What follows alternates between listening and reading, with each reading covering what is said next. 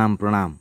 श्री गीत गोविंद महाकाव्यर सप्तम सर्ग गीत 2 क स्मर समरोचित विरचित बेसा गलित कुसुम दर विलुलित केसा कापी मधुरी पूर्णा विलसती युवतीरधिक गुणा कापी मधुरी पूर्णा विलसती युवतीरधिक गुणा। गीत 2 क ध्रुवम। कविराज श्री जयदेव हृदय कंदर झरीचे ललित कोमल मधुर शब्दावली श्री गीत गोविंद महाकाव्यर सप्तम सर्ग गीत 2 क। श्रीराधा मनरे श्रीकृष्णंकर अहेतुक विलंब लगी सन्देह दृढ़ीभूत होईछि। से क्यों रमणी सहित श्रृंगार मिलन पर्वर मजी रही से रूपसी सुंदरीर मिलन आनंद दृश्य को मानस पटरे से अनुभव करुछन्ति। से विषाद बदन रे सखी को निजर मनर भावना को व्यक्त करुछन्ति। हे सखी, हे सुंदरी रमणी निश्चय श्रीकृष्णंक मन हृदय जय करिछि। से मोठार गुणवती रूपवती होइथिबो। श्रीकृष्ण तांकु अंगदान करिथिबारु प्रीतिदान करिथिबारु से निजको धन्य मणुथिबो। श्रीकृष्णंकर श्रृंगार मिलनर मुग्ध अनुभव से सुंदरीर गभारु फूल सब खसी पड़ुछि। केशर बंधन शिथिल हो जाइछि। प्रियतम श्रीकृष्णंकर आलिंगन चुंबन दान रे से विभोर विहोल विमोहित होई काम केली रे मदमत्त होइछि। तार सुंदर रूप वेशभूषा सबु आलुलायित होइछि। कि चमत्कार वर्णनाय विभोर प्रीति हृदयर अपूर्व अनुभव रतिरंग रसर महोत्सव महा ऐश्वर्यमय अनुभव। धन्य श्रीराधा जे कवि महात्मा जयदेव कल्पना रे निज परम प्रीतिभाव को प्रकटित करिसेंती। सुंदरी श्रीराधा कल्पना करुछंती कि रमणी श्रीकृष्ण को तार रूप संभार रे विमोहित करिछि। तेणु से पथ मध्य अटकी रहिछंती। तार मनर अभिलाष पूर्ण लगी से निजको धन्य मने करी ताको चरम सुख प्रदान करुछंती। केमितिका सुंदरी ललना रमणीय लागुछि तार सौंदर्य कंदर्प परी स्मर सम कमनीय रमणीय लोभनीय ऐश्वर्यमय होइथिबो। ये कौन से रमणी कंदर्पर पत्नी रति परी सुंदरी न होई कंदर्प परी सुंदर रूप को धारण करथिबो निश्चय। तेणु कवि कंठरे रति सम नुह स्मर सम रोचित विरचित बेसा शब्द सुधा झरी पड़ी। अर्थात से सुंदर वेशभूषा स्मर सम अर्थात कंदर्प परी अतीव रमणीय लावण्यमय होइथिबो। रति और कंदर्पर रूपशोभा को तुलना करी से नारी होई मध्य कंदर्प रूप को श्रेष्ठ मन करी निजको सजैछि कंदर्प रूपरे। कंदर्पर कामबाण आगरे समस्ते पराभूत हुंती। से देवता हेउ कि नर हेउ कि असुर हेउ। धन्य से ललना रमणी लावण्य ऐश्वर्यर अभिषिक्त लावण्यवती जे कंदर्पर रूपशोभा को धारण करिछि। प्रणाम प्रणाम। प्रेम श्रीराधा श्रीकृष्णंकर अहेतुक विलंबजनित पीड़ारे अथ नाना भावनार तांकर मन हृदय आंदोलित। तेणु कविकंठर झरीचे शब्दावली स्मर समर रोचित विरचित बेसा गलित कुसुम दर विलुलित केसा।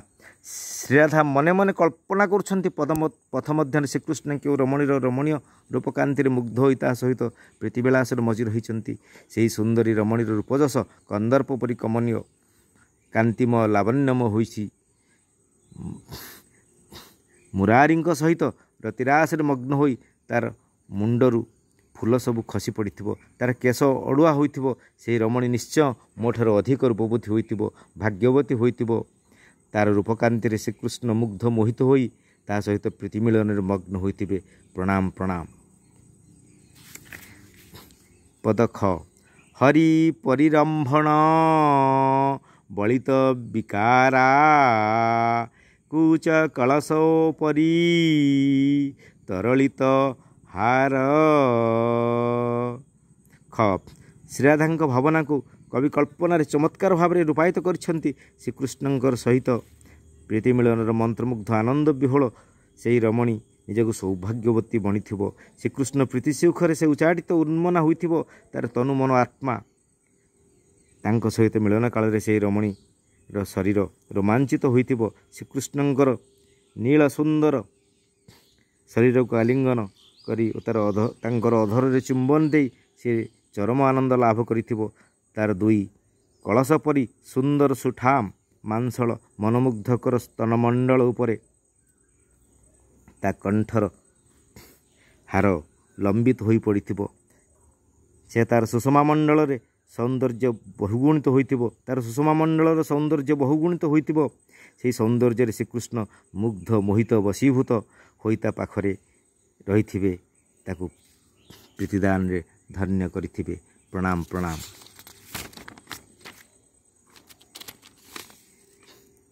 ବିଚଳ ଦଳକ ଲଳିତାନନ ଚନ୍ଦ୍ରା ତଦଧର ପାନ ରଭସ କୃତ ତନ୍ଦ୍ରା। ଗ କବି କଳ୍ପନାରେ ସୃଜିତ ହୋଇଛି ସେହି ରମଣୀର ସୁଷମା ଐଶ୍ୱର୍ଯ୍ୟ, ଯାହାକୁ ଶ୍ରୀରାଧା ମନେ ମନେ ଦେଖୁଛନ୍ତି ଓ ଅନେକ ପ୍ରୀତିମଧୁର କଥା ଭାବୁଛନ୍ତି। ଶ୍ରୀକୃଷ୍ଣଙ୍କ ସହିତ ମିଳନ ବିଳାସରେ ମଗ୍ନ ହୋଇ ସେହି ରମଣୀର ଚନ୍ଦ୍ର ବଦନ ତଳକୁ ଓହଳି ଉଜ୍ଜ୍ୱଳ ରୂପକାନ୍ତି ଝରାଉଥିବ। ତାର ମଥାମଣି ସେହି ରୂପସୀ ରମଣୀର ବଦନ ଚନ୍ଦ୍ରମା ଉଦ୍ଭାସିତ ହୋଇଥିବ। ଜ୍ୟୋତ୍ସ୍ନା କୋମଳ ଲଳିତ ଲାବଣ୍ୟରେ ତାର ସ୍ତନମଣ୍ଡଳରେ କଣ୍ଠମାଳା ଓହଳି ପଡ଼ିଲା ପରି ତାର ଚନ୍ଦ୍ର ବଦନ ଦେଖୁଥିବ ଓହଳି ପଡ଼ିଥିବା ସୁନ୍ଦର ମଥାମଣିକୁ। କି ଚମତ୍କାର ରୂପଏ ରମଣୀୟ ଲୋଭନୀୟ ରୂପ ସମ୍ଭାରରେ ଶ୍ରୀକୃଷ୍ଣ ତାର ଅପୂର୍ବ ରୂପ ଲାବଣ୍ୟରେ ଅଭିଭୂତ ହୋଇ ତାର ଅଧରରୁ ପ୍ରୀତିସୁଧା ପାନ କରି ପରମ ତୃପ୍ତି ଲାଭ କରୁଥିବେ। ଶ୍ରୀକୃଷ୍ଣଙ୍କୁ ପ୍ରୀତିସୁଧା ଦେଇ ସେ ରମଣୀ ନିଜକୁ ପରମ ସୌଭାଗ୍ୟବତୀ ମଣୁଥିବ ଓ ପରମ ସୁଖରେ ଅର୍ଦ୍ଧନିଦ୍ରା ପରି ତନ୍ଦ୍ରାଳସରେ ବୁଡ଼ି ରହିଥିବ। ସେ ଚାହୁଁଥିବ ଶ୍ରୀକୃଷ୍ଣଙ୍କୁ ତାର ଅଧରରେ ଲାଖି ରହିଥାନ୍ତୁ ପ୍ରୀତିର ପରମ ଆନନ୍ଦରେ। ପ୍ରଣାମ ପ୍ରଣାମ। ତେଣୁ ଶ୍ରୀକୃଷ୍ଣଙ୍କର ଏଠାକୁ ଆସିବାରେ ଅହେତୁକ ବିଳମ୍ବ ହେଉଛି। ଚଞ୍ଚଳ କୁଣ୍ଡଳ ଲଳିତ କପୋଳା ମୁଖରିତ ରସନ ଜଘନ ଗତିଲୋଳା। ଘ କବିଙ୍କ କଳ୍ପନା ଶ୍ରୀରାଧାଙ୍କ ନୟନ ଯୁଗଳରେ ସତ୍ୟ ପରି ସୃଜିତ ହୋଇଛି। ଶ୍ରୀରାଧା ଦେଖୁଛନ୍ତି ମାନସ ଚକ୍ଷୁରେ ସେହି ସୁନ୍ଦରୀର କର୍ଣ୍ଣ ଦେଶରୁ କୁଣ୍ଡଳ ଦୁଇ ଝୁଲି ପଡ଼ି ତାର ଗାଲ ଦୁଇ ପଟେ ସୌନ୍ଦର୍ଯ୍ୟ ଝରାଉଥିବ।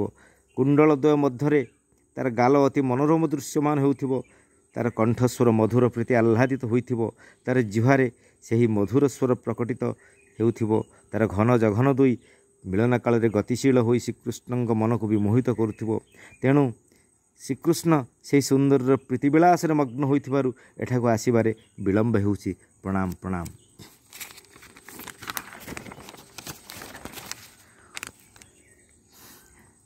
ଶ୍ରୀଗୀତ ଗୋବିନ୍ଦ ମହାକାବ୍ୟର ସପ୍ତମ ସର୍ଗର ଗୀତ 2 ପଦ ୱ।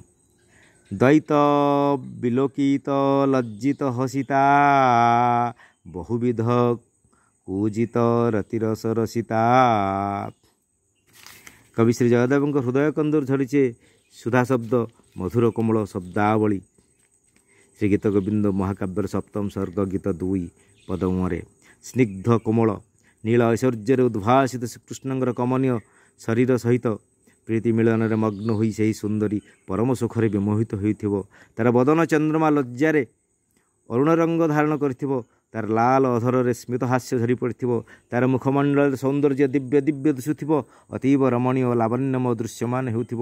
ତାର ଅପୂର୍ବ ସୌନ୍ଦର୍ଯ୍ୟରେ ମୁଗ୍ଧ ହୋଇ ନାନା ଜାତିର ପକ୍ଷୀମାନେ ମଧୁର କଳରବରେ ବନଭୂମିକୁ ଆନନ୍ଦ ମୁଖରିତ କରୁଥିବେ। କୋକିଳ କୁଜିତ କୁହୁରବରେ ସମଗ୍ର ପ୍ରକୃତି ମନ୍ତ୍ରମୁଗ୍ଧ ବିମୋହିତ ହୋଇଥିବ। କଳରବ ମୁଖରିତ ବନଭୂମିରେ ରତିରାଗ ଶୁଣି ଶ୍ରୀକୃଷ୍ଣଙ୍କ ମନରେ ପ୍ରଚଣ୍ଡ କାମ ଭାବରେ ଉଛୁଳି ପଡ଼ିଥିବ। ସେ ସେଠାରେ ସେହି ସୁମଧୁର ପ୍ରୀତିରାଗିଣୀରେ ମୁଗ୍ଧ ହୋଇ ରହିଯାଇଥିବେ। ତେଣୁ ତାଙ୍କର ଆସିବାରେ ଏଠାକୁ ଅହେତୁକ ବିଳମ୍ବ ହେଉଛି। ପ୍ରଣାମ ପ୍ରଣାମ। ଶ୍ରୀ କବି ମହାତ୍ମା ଧର୍ମାନନ୍ଦ।